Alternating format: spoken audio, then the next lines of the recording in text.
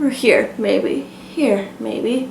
Hi, I'm Max. I'm queer, and I am a giant freaking super nerd. Now, outside of the internet, these two groups don't mix together very well or very often, or at least not anywhere that I've been or seen myself. Whenever I try to find a queer space outside of the internet, usually it's at a bar or a club, and it's usually expected that you're going to be really, really drunk, and that everybody's drunk and hooking up, and there's all other types of that kind of shenanigans going on. Which is a negative stereotype that still needs to be combated to this day, and B, not really my thing. I mean, sure, I occasionally like to go out and dance, maybe have a drink or two, but mainstream drinking and hookup culture and party culture was never really my thing, and I don't intend to start doing it now.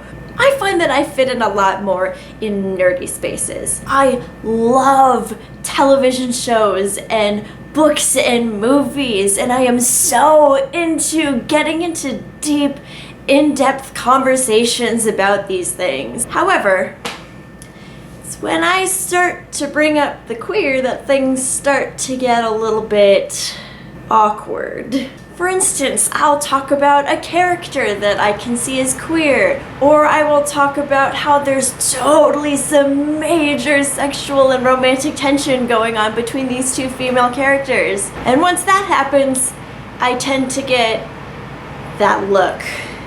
You know that look. You know the one I'm talking about.